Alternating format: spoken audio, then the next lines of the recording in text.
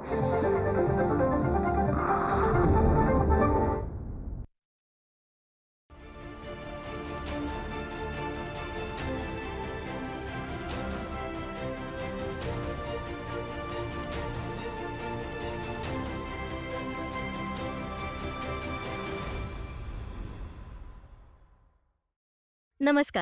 तुम्हा सर्वांचं स्वागत आहे. आपत्तीचा सामनाचा अजून एक विशेष भाग घेऊन आले. मी आहे कृतिका. आपत्तीचा सामनाच्या या आधीच्या भागात आपण बघितलंय की कोणतीही आपत्ती जर आली तर तिचा सामना करण्यासाठी आपल्याला कशा प्रकारे तयारी करायला हवी आहे. आणि आजच्या भागात आपण चर्चा करणार आहोत की आपत्ती आल्यानंतर महत्त्वाची भूमिका असते ती असते हॉस्पिटल्सची.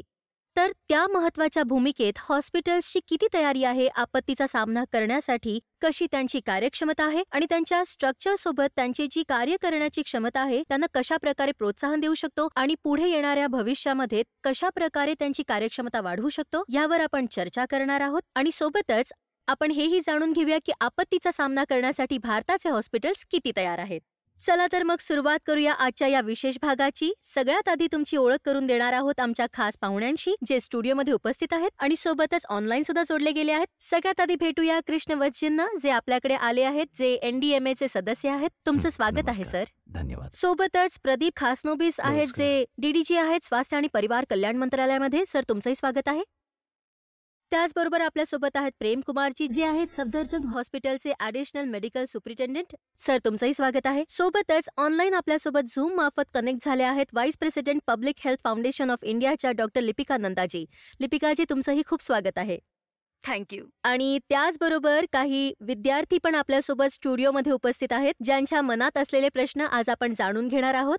चला तर मग आजच्या या विशेष भागाला सुरुवात करूया. माझा पहिला प्रश्न आहे प्रेमकुमारजींना की जेव्हा कोणतीही आपत्ती येते आणि आपत्तीनंतर जे पीडित रुग्ण आहेत ते हॉस्पिटलमध्ये पोहोचतात तेव्हा हॉस्पिटल प्रशासनासमोर कोणती आव्हाने असतात, कोणत्या समस्या असतात ज्यांचा तुम्ही लोक सामना करता? आमच्या हॉस्पिटलमध्ये सर्वात मोठं जे आव्हान असतं ते आमच्या इमर्जन्सीमध्ये पेशंट जे असतात ते आधीच भरपूर संख्येने असतात आणि अचानक जास्त पेशंट वाढले तर आम्हाला त्यांची व्यवस्था करायची असते, त्यांच्या बेडची व्यवस्था करायची असते. आणि दुसरं आमचं सगळ्यात मोठं आव्हान हे असतं की स्टाफ हवा असतो आम्हाला. हो की इमर्जन्सीमध्ये ऑलरेडी खूप माणसं असतात आणि मग रुग्णांची संख्या खूप जास्त असते. तर त्या अवस्थेत आम्ही डिझास्टर मॅनेजमेंट प्लॅन राबवला आहे. आम्ही त्या प्लॅनला ऍक्टिव्हेट करतो आणि त्याला ऍक्टिव्हेट करण्याची एक प्रॉपर जी सिस्टम आहे की जसं की आमचा जो कॅज्युअलिटीच्या आत जो कंट्रोल रूम असतो, कंट्रोल रूमकडे जर अशी सूचना आली की कुठे काही डिझास्टर झालंय तर तशा अवस्थेत आम्ही काय करतो तर जितके पण टेलिफोन डिपार्टमेंटला इन्स्ट्रक्शन्स देतो की तुम्ही सगळ्या HODsना आणि सगळ्या ॲडिशनल बेसना आणि जे डिझास्टर मॅनेजमेंट प्लॅन अंतर्गत जे लोक आहेत त्यांचा रोल आहे, त्यांना रिस्पॉन्सिबिलिटी असाइन केली की सगळ्यांनाच या गोष्टीसाठी काम करायचंय, त्या सर्वांना आम्ही सूचित करतो. आणि याखेरीज आमचा जो MT स्टाफ आहे, जे आमचे इंडस्ट्रीजचे एजंट्स आहेत, त्यांची खूप महत्वाची भूमिका असते. आणि इतर स्टाफला आम्ही दुसऱ्या ठिकाणी पण मोबिलाइज करून घेतो की जेव्हा इमर्जन्सी येते तेव्हा डॉक्टर्स जे आहेत त्यांना आपण बोलवू शकतो. जर लागली तर आमचं जे इमर्जन्सी स्टोअर आहे त्याला उघडतो आणि तिथूनच औषधांचा बंदोबस्त आम्ही करून घेतो. अच्छा, धन्यवाद सर. पुढचा प्रश्न कृष्णाजी मला तुम्हाला विचारायचा आहे की जर आपण बघितलं तर हॉस्पिटलची सुरक्षा सुद्धा एक गंभीर मुद्दा आहे. आपण याआधी बघितलंय की नैसर्गिक आपत्ती हॉस्पिटलवर सुद्धा कोसळते, आगीसारख्या घटना आपण बघितल्या आहेत. तर अशा वेळी हॉस्पिटल्सची कोणती धोरणे किंवा कोणती तयारी असायला हवी? 3 प्रकारचे धोके असतात. अच्छा. एकतर आगीच्या घटना होतात आणि हल्लीच्या वर्षात अनेक हॉस्पिटल्समध्ये आग लागली आहे. आणि दुसरं हे आहे की अनेक हॉस्पिटल्स जे आहे ते नैसर्गिक आपत्तीमुळे प्रभावित होतात, जसं की पूर आला, बरोबर, किंवा सायक्लोन आलं तर त्यामुळे कामावर मोठ्या प्रमाणावर परिणाम होतो. आणि तिसरा जो आहे तो आहे की जो जसं की विजेचा पुरवठा कुठे एखाद्या ठिकाणी खंडित झाला तर अशा प्रकारे जे आहे किंवा पाण्याची अडचण आली तर जिथे सिस्टम्सच्या काम करण्यात थोडंसं कुठे काही ब्रेकडाऊन झाला, सिस्टम्स ब्रेकडाऊन, बरं, तर त्यामुळे सुद्धा हॉस्पिटल्सच्या कामावर परिणाम पडतो. आणि ह्या तिन्ही प्रकारच्या धोक्यांचा सामना करण्यासाठी प्रत्येक हॉस्पिटलजवळ एक स्टँडर्ड ऑपरेटिंग प्रोसिजर असायला हवी. आणि कसं अशा तऱ्हेचे प्रॉब्लेम्स येतात, बरं. तेव्हा हॉस्पिटल कशा प्रकारे या प्रॉब्लेम्सचा सामना करणार आणि कशा प्रकारे रुग्णांच्या सुरक्षेला सुनिश्चित करणार. अच्छा. तर ह्या मुद्द्यांच्या आधारावर प्रत्येक हॉस्पिटलला एक एमर्जन्सी इव्हॅक्युएशन प्रोसिजर बनवायला हवी. उम्हम. कारण रुग्णांना कशा प्रकारे वाचवायचंय, हा हा. त्यांना त्यांना आवश्यक सुविधा आहेत त्या कशा उपलब्ध करून द्यायच्या आहेत. जर रुग्णांना दुसऱ्या ठिकाणी घेऊन जायचंय तर त्यांना सुरक्षितपणे कसं घेऊन जायचं. आणि हे जे SOT आहे, इमर्जन्सी इव्हॅक्युएशन प्रोसिजर आहे, हो. त्यांना नेहमी अपडेट करण्याची गरज असते. पुढचा प्रश्न मी प्रदीपजींना विचारतेय की गेल्या काही वर्षात आपण पाहिलं जसं कोविड-19 आला आणि ह्या दरम्यान हॉस्पिटल्सकडून पण महत्वाची भूमिका बजावली गेली होती. तर आजच्या तारखेला जर अशा प्रकारची आपत्ती आली तर आपल्या देशाचे हॉस्पिटल्स किती तयार आहेत? हा खूप महत्वाचा प्रश्न आहे की आमची तयारी किती आहे. हो. मी जर असं म्हणालो की भारत सरकार मार्फत आम्ही ऑलरेडी सर्व राज्यांना आणि जिल्ह्यांना जास्तीत जास्त धन दिलं आहे, ज्यामुळे नवीन नवीन जास्त बेड्स बनवता येतील, आयसोलेशन युनिट्स बनवले बरोबर. जावेत, स्पेशली जर आपण कोविडला घेऊन चर्चा केली तर. याशिवाय आपण भारत सरकारकडून पण आमच्याकडे काही प्रोग्राम्स बनवले आहेत जे आपत्ती परिस्थितीकडे जर काही झालंच तर how they can work upon it. Like health care sector disaster preparedness and responsive program आहे भारत सरकारचा, ज्यात आम्ही जनरली हॉस्पिटल ॲडमिनिस्ट्रेटिव्ह त्याला आम्ही ट्रेन करतो की तुम्ही एक हॉस्पिटल मॅनेजमेंट डिझास्टर प्लॅन कसं बनवणार. त्याला अपडेट सर जसं म्हणत होते कृष्णबत सर की त्याला अपडेट तुम्ही टाइम टू टाइम कसं करणार. जर आपल्याला हॉस्पिटल सेफ्टीबद्दल बोलायचं झालं तर generally it can be structural किंवा नॉन स्ट्रक्चरल पण असू शकते. स्ट्रक्चरलचा अर्थ हा असतो की ती ज्या जागेवर बनते त्याचं जे लेआउट आहे, त्याचं जे प्लॅनिंग आहे ते कसं बनवलंय. नॉन स्ट्रक्चरल बद्दल जर बोललो तर त्यात जे बीम्स बनलंय, जे सिमेंट यूज होते, ज्या बाकी गोष्टी यूज होत आहेत, तर त्याची काय क्वालिटी आहे त्या बाबतीत उल्लेख केला जातो. जर मी फंक्शनल बद्दल बोललो तर it is not only the man power. तुम्हाला इलेक्ट्रिसिटी हवी आहे, नक्कीच. तुम्हाला वॉटर हवंय, सॅनिटेशन हवंय, तुम्हाला डेड बॉडी मॅनेजमेंटसाठी फॅसिलिटीज पाहिजेत. So they should be available through out the period. तर त्या सर्व गोष्टी कशा होतात यासाठी स्पेशल ट्रीटमेंट दिली जाते. Not only to hospital administrative. आम्ही एक कोर्सेस अजून डेव्हलप करत आहोत विथ हॉस्पिटल इंजिनियर्स आणि हॉस्पिटल ॲडमिनिस्ट्रेटिव्ह, अच्छा. ज्यामुळे पुढे जाऊन भविष्यात ते कामी यावं. याखेरीज जशी कोणती आपत्ती आली, जो माणूस ह्या आपत्तीसाठी काम करतो आणि जे बरं. फेस करतात, there is a huge effect of psychosocial effects that has been seen, जे ह्यामध्ये येतात. तर सायकोसोशल इम्पॅक्टसाठी पण आमची स्पेशल ट्रेनिंग्स आम्ही बनवतो. TOTs ट्रेनिंग घेतात, ज्यामुळे राज्यस्तरावर आणि जिल्हास्तरावर त्याला आम्ही खाली नेऊ शकू. त्याचबरोबर जर आम्ही केमिकल बायोलॉजिकलचा एक रेडिओ न्यूक्लिअर एक डिझास्टर होतं, तर we are also having social training courses that have been given specially on the chemical and biological of radio nuclear इव्हेंटसाठी. अच्छा. कारण त्यातून आपण निघू शकतो. यातून स्पेशली जे PHC CHC जे डॉक्टर्स आहेत, स्पेशली आम्ही जे टार्गेट करतोय at this junction into the nuclear power plant and the people working in the peripheral level, की बरं. असं जर काही झालं तर मग त्या रुग्णाला डिकंटामिनेट कसं करणार, त्याच्या पाण्याला कसं करून तुम्ही इनॅक्टिव्हेट करणार, बरोबर. अँड देन सबसिक्वेंटली त्याला उपचारासाठी तुम्ही कुठे घेऊन जाऊ शकता. यासाठी भारत सरकारने राज्यस्तरावर पण आमच्या हॉस्पिटल्सना निवडून त्यांना स्ट्रेंथन करत आहेत, कारण they can look into the chemical and biological of radio nuclear disaster. त्याचबरोबर आपल्यासोबत doctor Lipika Nandaji online connect आहेत. लिपिकाजी, मला तुमच्याकडून जाणून घ्यायचंय की हॉस्पिटलच्या कार्यक्षमतेबद्दल बोलायचं झालं तर येत्या भविष्यामध्ये आपण तिला आणखी कसं वाढवू शकतो? कोणती ठोस पावलं उचलली पाहिजेत? ज्या डिझास्टर प्रिपेअरनेस बद्दल आपण बोलतोय हॉस्पिटल लेवलमध्ये, त्याला आपण आयसोलेशनमध्ये बघू शकत नाही. Hospital preparedness, health system preparedness, system overall preparedness एकत्र ते हॉलिस्टिक असायला हवं. माझं ओपिनियन आहे की पेपरमध्ये सगळे तर गाईडलाईन्स वगैरे खूप चांगल्या प्रकारे आहेत. जसं प्रिपेअरनेस ॲक्टिव्हिटीज हॉस्पिटल लेवलमध्ये जर आपण ॲनलाइज करू तर एक आहे नंबर 1 ह्युमन रिसोर्सेस. जशी स्टाफ कपॅसिटी आहे की नाही, स्ट्रक्चर सपोर्टिव्ह आहे की नाही. सेकंड लेवलमध्ये त्या हॉस्पिटलमध्ये specialized and non specialized equipments आहेत की नाही, द रिलेटिंग त्या डिझास्टरशी रिलेट करून. फिजिकल स्पेस आहे की नाही आणि ते स्टँडर्ड्स फॉलो करतात की नाही. त्याचबरोबर कमांड आणि control, communication, coordinations, continuity of the operations and community infrastructure, connection with the community, ते खूप गरजेचं आहे. नक्कीच. पण मी त्यात जे पाहिलंय सगळ्यात जास्त इम्पॉर्टंट आहे, या गाईडलाईन्स बरोबर मॉक ड्रिल्स असायला हवेत, रेग्युलर मॉक ड्रिल्स असायला हवेत, जसे की बोथ पब्लिक सेक्टरमध्ये आणि प्रायव्हेट सेक्टरमध्ये. डिझास्टर एका प्रकारचे तर नाहीयेत ना. डिझास्टर डिफरंट प्रकारचे नॅचरल डिझास्टर असू शकतात. आणि जसं रेल्वे ॲक्सिडेंट्स, फायर, अर्थक्वेक असे डिफरंट प्रकारचे जे डिझास्टर आहेत, त्यासाठी डिफरंट प्रकारचे स्किल्स हवेत आणि अप्रोच सुद्धा डिफरंट हवा. तर मॉक ड्रिल्स जे आहेत ते आमच्या सिस्टममध्ये होतच नाही. तर इट्स व्हेरी इम्पॉर्टंट एक ऑर्गनायझेशन सेटअप व्हावं आणि त्याने पब्लिक आणि प्रायव्हेट सेक्टरला सपोर्ट करावं. डेव्हलपिंग मेकॅनिझम गाईडलाईन्सना अजून रिफाईन करावं आणि राऊंड द इयर हे जे disaster preparedness, hospital preparedness for disaster, बरं. राऊंड द इयर ऍक्टिव्हिटी असायला हवी. Not one time or twice in a year or something like that. धन्यवाद लिपिकाजी. आपण घेणार आहोत छोटासा ब्रेक, परंतु ब्रेक नंतर आणखी चर्चा करणार आहोत या विषयावरती. घेऊया छोटासा ब्रेक.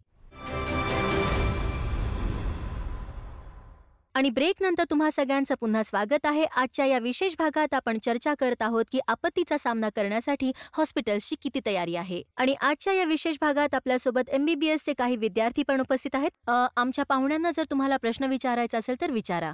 माझं नाव देवांशी खुराना आहे. मी MBBS सेकंड इयरची स्टुडंट आहे.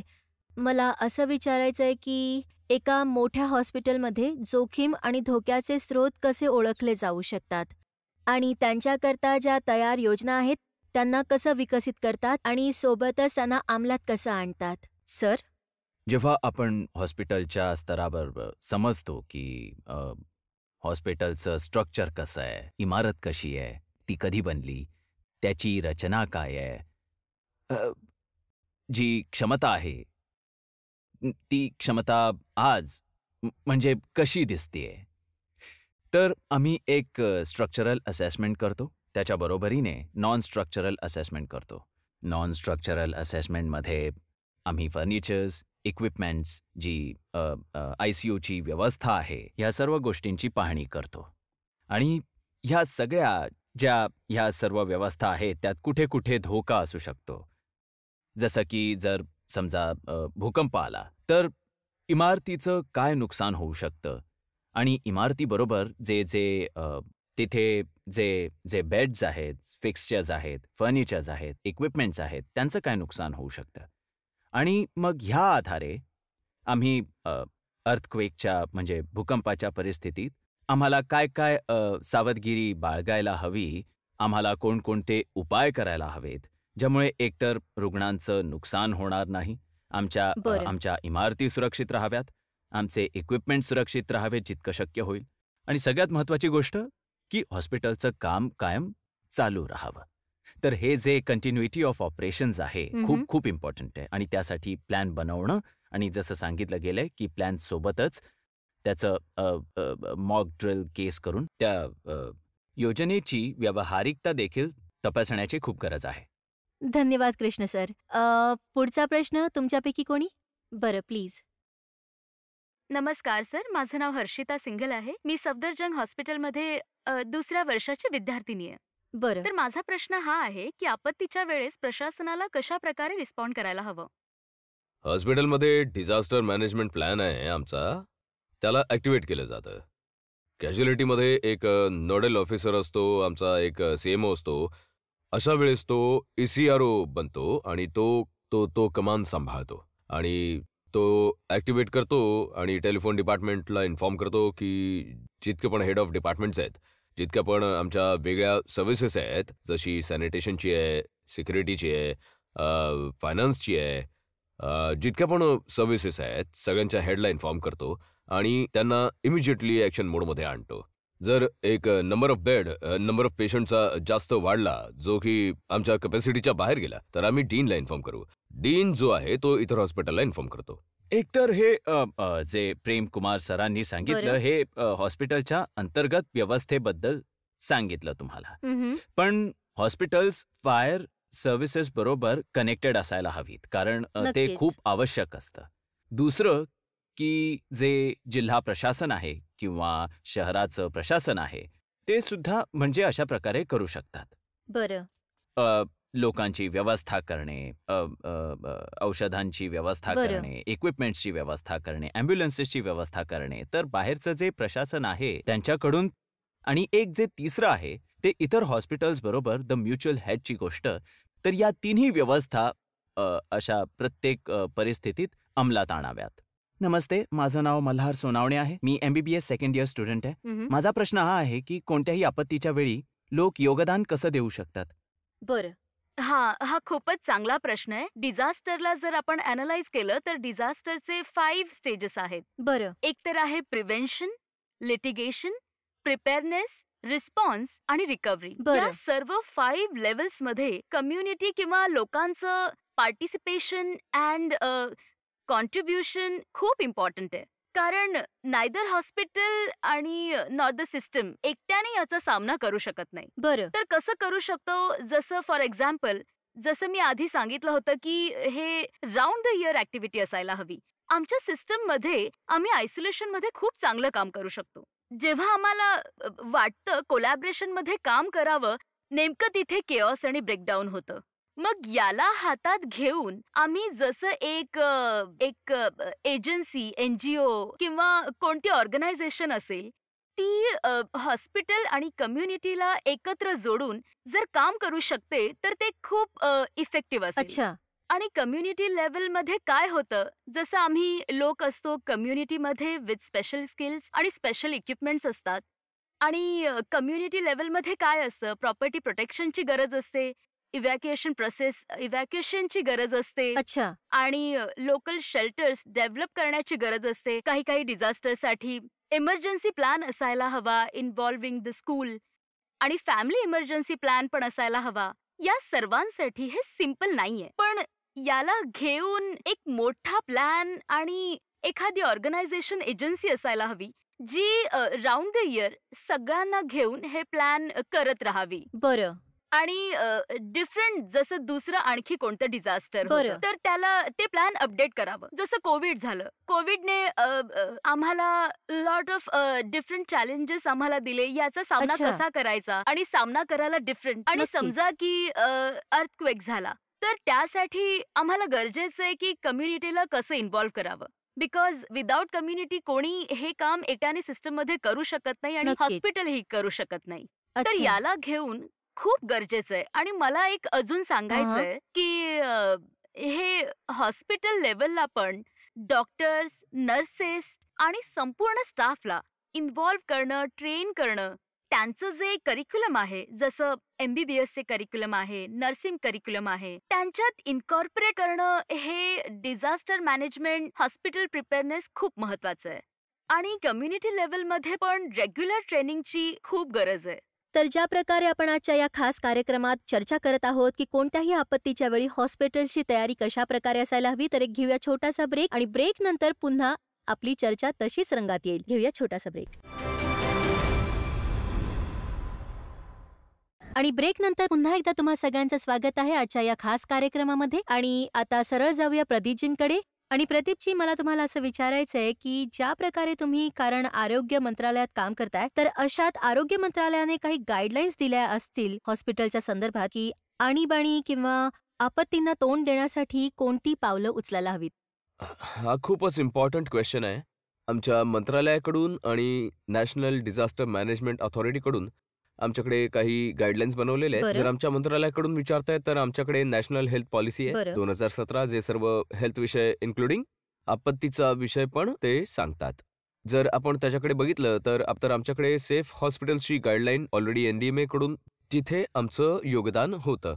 जेव्हा कोणतीही गाईडलाईन बनते NDMA द्वारे तर सर्व मंत्रालयांच्या योगदानांनीच बनते. त्यात आमच्या पण योगदानानंतर एक सेफ हॉस्पिटलची गाईडलाईन बनलेली आहे. 2016 मध्ये त्याला अंमलात आणली आहे. अच्छा. त्याशिवाय नॅशनल डिझास्टर मॅनेजमेंट प्लॅन बनलेला आहे 2019चे NDMA मार्फत. दॅट इज ऑल्सो हेल्पफुल, कारण आपण कशा प्रकारे डिझास्टरच्या वेळी यावर काम करावं. त्याशिवाय आमचे ट्रेनिंग करिक्युलम आम्ही बनवलेले आहेत, ज्यामुळे बरं. आम्ही आमच्या लोकांना जे हॉस्पिटल्समध्ये काम करतात, स्पेशली ॲडमिनिस्ट्रेटिव्ह स्टाफ आणि इतर स्टाफ, तर आपत्तीच्या वेळेस त्याला कसं आपण म्हणजे सामोरं जायचं, फेस करायचं, त्याच्या ट्रेनिंगसाठी पण आमचं करिक्युलम बनलेलं आहे. त्याशिवाय आमच्याकडे रेडिओ न्यूक्लिअर इमर्जन्सीसाठी पण एक करिक्युलम बनलेलं आहे, ज्यावर आम्ही ट्रेनिंग देतो. आणि या सर्व गोष्टी आमच्या luckily it's available in the political basically in the website of ministry of health and family welfare. त्यामुळे जर कोणाला हवं असेल तर तुम्ही त्यांना बघू शकता. असं आहे, हे माहिती बरं. मिळेल. धन्यवाद सर.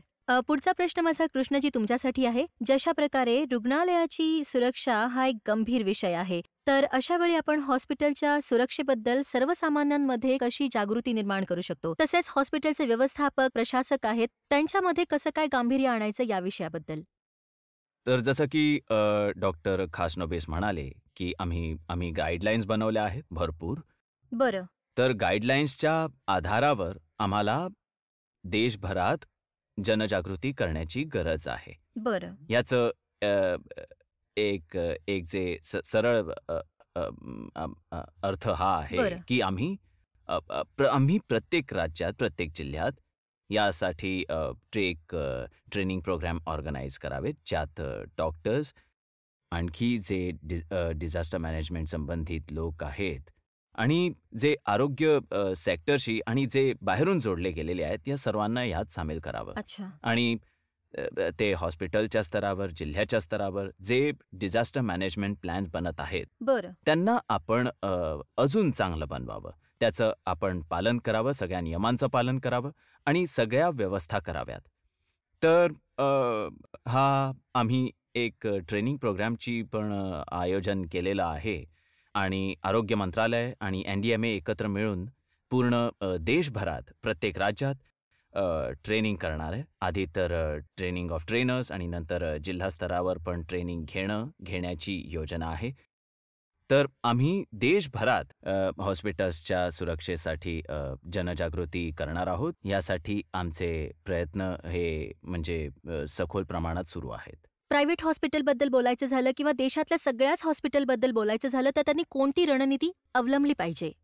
माझं म्हणणं असं आहे की प्रत्येक प्रायव्हेट हॉस्पिटल, मग ते छोटं असो किंवा मग मोठं, मग ते कुठेही असलं तरी, मग ते रुरल एरियामध्ये किंवा अर्बन एरियामध्ये, बरं. त्यांचं आपलं एक प्लान असायला हवं, डिझास्टर प्लान असायला हवं, ज्याला योग्य वेळेवर त्यांना एज्युकेट करता यावं. आणि एज्युकेट करण्यासाठी त्यांना ड्रिल करता येणं आवश्यक आहे. त्यांना मध्ये मध्ये प्रॅक्टिस करायला हवी की कशा प्रकारे करायचं. आणि त्यानंतर समजा जर कोणती काही आपत्ती आली, त्याचा सामना केला बरं. आणि त्यानंतर त्यांनी त्याला असेस करावं की आमच्यात काय त्रुटी होत्या, त्या त्रुटी शोधाव्यात. डिझास्टर मॅनेजमेंट हा एक दिवसाचा प्रोग्राम नाहीये. It is ongoing programme. 2 गोष्टी चालतात, मेट्रो रिसोर्सेस आणि ह्युमन रिसोर्सेस. या दोन्हींचा कसा प्रॉपरली यूज करायचा, मी मॅक्झिमम लोकांचा जीव वाचवू शकतो, नक्कीच. जास्तीत जास्त लोकांसाठी काम करता यावं, हे प्रत्येकाचं हॉस्पिटलचं, बरं. मग ते छोटं असो किंवा मग मोठं, त्यांचं एम असायला हवं की आम्हाला जास्तीत जास्त लोकांना वाचवायचं आहे. एक गोष्ट अजून ऍड करायला हवी की क्वालिटी स्टँडर्ड्स पण बनवले आहेत, ज्यात डिझास्टर इज व्हेरी इम्पॉर्टंट. आपण जर बघितलं तर पब्लिक स्ट्रक्चरसाठी there is already a program under, ज्यात आपत्ती परिस्थितीत एक institute of may be under CNC level, subsector level और PMC लेवल, ते काय काम करतात to respond that to the doctor, that is only there and that is getting assessed. जर आपण प्रायव्हेट सेक्टरकडे बघितलं तर NDMA काय करतं, जेव्हा एखादं हॉस्पिटल घेतं तेव्हा त्यात नक्कीच. आपत्ती प्रिव्हेन्शन कसं करतं, वेदर इट इज नक्कीच. फायर सेफ्टी और अर्थक्वेक सेफ्टी, बरं. तर त्या सर्व गोष्टी ह्यात इन्कॉर्पोरेट होतात. खूप खूप धन्यवाद तुम्हा सगळ्यांचं आमच्यासोबत चर्चा केल्याबद्दल आणि तुम्हा तिन्ही पाहुण्यांचे खूप खूप आभार आमच्या या विशेष भागात सहभागी झाल्याबद्दल. तर अशा प्रकारे आजच्या या विशेष भागात आपण चर्चा केली की हॉस्पिटलमध्ये जेव्हा कोणती एखादी आपत्ती येते, त्यानंतर हॉस्पिटल्सची सगळ्यात महत्त्वाची भूमिका असते, प्राण वाचवण्याचं मोठं आव्हान असतं. तर अशा वेळेस हॉस्पिटलची किती तयारी आहे हे आपण आपल्या या विशेष भागात पाहिलं. त्याचबरोबर आता आपण निरोप घेत आहोत. आजच्या या विशेष भागात आपण इथेच थांबतोय. नमस्कार.